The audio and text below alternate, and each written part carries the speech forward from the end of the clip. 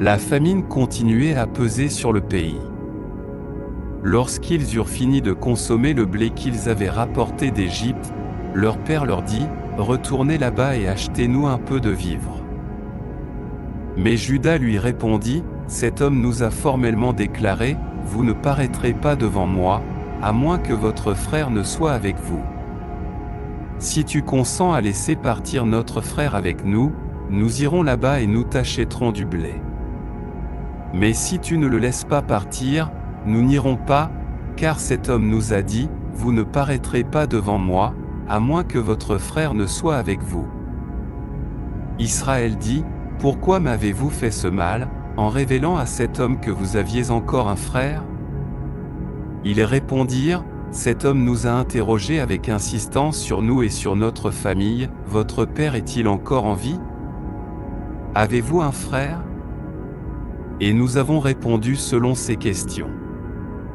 Pouvions-nous savoir qu'il dirait, « Faites venir votre frère ici » Juda dit à Israël, « Son père, laisse venir le jeune homme avec moi, nous partirons immédiatement afin de vivre et de ne pas mourir, nous, toi et nos enfants. Je me porte garant de lui, c'est de ma main que tu le redemanderas. Si je ne le ramène pas, si je ne te le fais pas revoir, je serai coupable envers toi pour toujours. Si nous n'avions pas tardé, nous serions déjà revenus une seconde fois. » Israël, leur père, répondit, « Puisqu'il en est ainsi, faites ceci, mettez dans vos bagages les meilleurs produits du pays et portez-les en présent à cet homme, un peu de baume, un peu de miel, de la résine et du laudanum, des pistaches et des amandes. Prenez avec vous une double somme d'argent, l'argent remis à l'ouverture de vos sacs, vous le rendrez de votre main, peut-être y a-t-il eu une erreur. Prenez aussi votre frère, partez et retournez vers cet homme.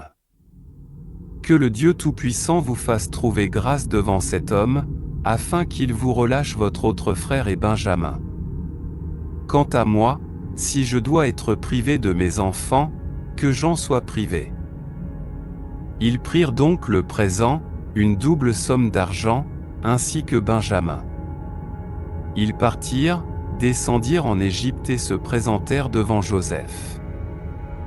Lorsque Joseph vit Benjamin avec eux, il dit à son intendant, « Conduis ces hommes dans la maison, abat une bête et prépare un repas, car ces hommes mangeront avec moi à midi. » L'intendant fit ce que Joseph avait ordonné et introduisit ces hommes dans la maison de Joseph. Mais ils eurent peur d'être conduits dans la maison de Joseph et dirent, « C'est à cause de l'argent remis dans nos sacs la dernière fois que nous sommes amenés ici, ils veulent nous assaillir, se jeter sur nous et nous prendre comme esclaves, avec nos ânes. » Ils s'approchèrent donc de l'intendant de la maison de Joseph et lui parlèrent à l'entrée de la maison. Ils dirent, « Mon Seigneur, nous sommes déjà venus une première fois pour acheter des vivres. Lorsque nous fîmes halte pour la nuit et que nous ouvrîmes nos sacs, voici que l'argent de chacun se trouvait à l'ouverture de son sac, notre propre argent, en poids exact. Nous l'avons donc rapporté, et pour acheter des vivres, nous avons apporté une autre somme d'argent. Nous ne savons pas qui a mis notre argent dans nos sacs. » Mais il leur répondit, « Soyez en paix, ne craignez rien. C'est votre Dieu et le Dieu de vos pères qui vous a mis un trésor dans vos sacs. Votre argent m'est bien parvenu. » Et il leur amena Siméon. Cet homme les fit entrer dans la maison de Joseph, leur donna de l'eau pour qu'ils se lavent les pieds et fournit du fourrage à leurs ânes. Ils préparèrent leurs présents en attendant que Joseph vienne à midi, car ils avaient appris qu'il mangerait là. Lorsque Joseph entra dans la maison, ils lui présentèrent le présent qu'ils avaient apporté et se prosternèrent face contre terre devant lui. Il leur demanda comment ils allaient et dit, « Votre vieux père, dont vous m'avez parlé, est-il en bonne santé? Vit-il encore ?» Ils répondirent, « Ton serviteur, notre père, est en bonne santé, il vit encore. » Et ils s'inclinèrent et se prosternèrent. Joseph leva les yeux, vit Benjamin, son frère, le fils de sa mère, et dit, « Est-ce là votre plus jeune frère, dont vous m'avez parlé ?» Puis il ajouta, « Que Dieu te fasse grâce, mon fils. » Joseph sortit précipitamment, car il était bouleversé en voyant son frère et il sentait le besoin de pleurer. Il entra dans sa chambre et pleura.